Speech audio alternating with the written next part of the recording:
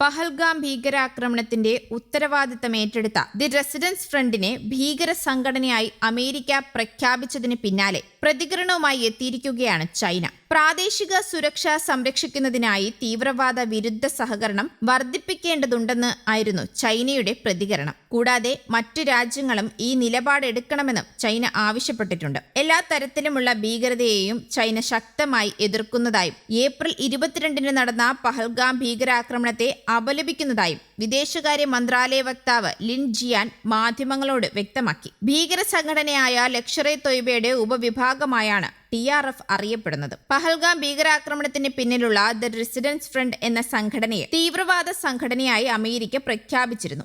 ആക്രമണത്തിന്റെ ഉത്തരവാദിത്തം സംഘടന ഏറ്റെടുത്തിട്ടുണ്ടെന്നും US state secretary Marco Rubio പ്രസ്താവനയിൽ വ്യക്തമാക്കിയിരുന്നു. TRFനെ വിദേശ തീവ്രവാദ സംഘടനയായും സ്പെഷ്യലി ഡെസിഗ്നേറ്റഡ് ഗ്ലോബൽ ടെററിസ്റ്റ് അതായത് SDGT ആയും അമേരിക്ക പ്രഖ്യാപിക്കുകയായിരുന്നു. TRFനെ FTO ആയും SDGD ആയും സ്റ്റേറ്റ് ഡിപ്പാർട്ട്മെന്റ് പ്രഖ്യാപിക്കുന്നു. 26 പേരെ കൊലപ്പെടുത്തിയ ഏപ്രിൽ 22 നടന്ന പഹൽഗാം ആക്രമണത്തിന്റെ ഉത്തരവാദിത്തം ലഷ്കർ-ഇ-തൊയ്ബയുടെ ഭാഗമായുള്ള TRF ഏറ്റെടുത്തിട്ടുണ്ട്. ലഷ്കർ-ഇ-തൊയ്ബ 2008 നടത്തിയ മുംബൈ ആക്രമണത്തിന് ശേഷം ഇന്ത്യ കണ്ട ഏറ്റവും ക്രൂരമായ ആക്രമണമായിരുന്നു പഹൽഗാം ഭീകരാക്രമണം. 2024 നടന്ന പല ആക്രമണങ്ങളും അടക്കം ഇന്ത്യൻ സുരക്ഷാ സേനകൾക്കെതിരെയുള്ള പല ആക്രമണങ്ങളുടെയും ഉത്തരവാദിത്തം TRF ഏറ്റെടുത്തിട്ടുണ്ട്. പ്രസ്താവനയിൽ പറയുന്നു. തീവ്രവാദത്തിനെതിരെയുള്ള അമേരിക്കൻ പ്രസിഡന്റ് ഡൊണാൾഡ് ട്രംപിന്റെ പ്രതിബദ്ധതയാണ് ഈ നടപടി തെളിയിക്കുന്നതെന്ന് പ്രസ്താവനയിൽ വ്യക്തമാക്കുന്നു. ദേശീയ സുരക്ഷാ താൽപര്യങ്ങളെ സംരക്ഷിക്കുന്നതിനും തീവ്രവാദത്തെ ചെറുക്കുന്നതിനും പഹൽഗാം ആക്രമണത്തിന് നീതി ലഭിക്കുന്നതിനുമുള്ള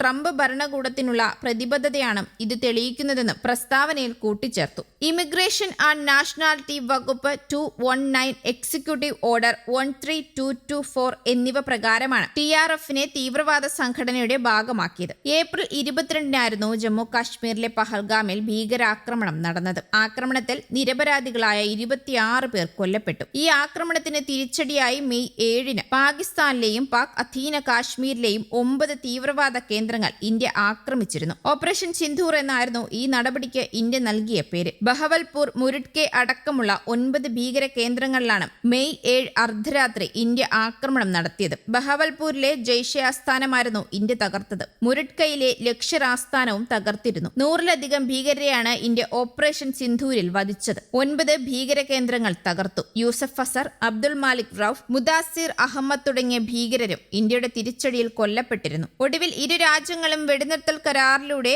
ആക്രമണ പ്രത്യാക്രമണങ്ങൾ അവസാനിപ്പിക്കുകയായിരുന്നു. കാശ്മീർ റെസിഡൻസ് എന്ന പേരിലും അറിയപ്പെടുന്ന TRF നേരത്തെ പഹൽഗാം ആക്രമണത്തിന്റെ ഉത്തരവാദിത്തം ഏറ്റെടുത്തിരുന്നു. എന്നാൽ ദിവസങ്ങൾക്കു ശേഷം സംഘടന തങ്ങളുടെ പ്രസ്താവന പിൻവലിക്കുകയും ആക്രമണത്തിൽ പങ്കില്ലെന്ന് അറിയിക്കുകയും ചെയ്തു. News desk Kerala Kaumudi.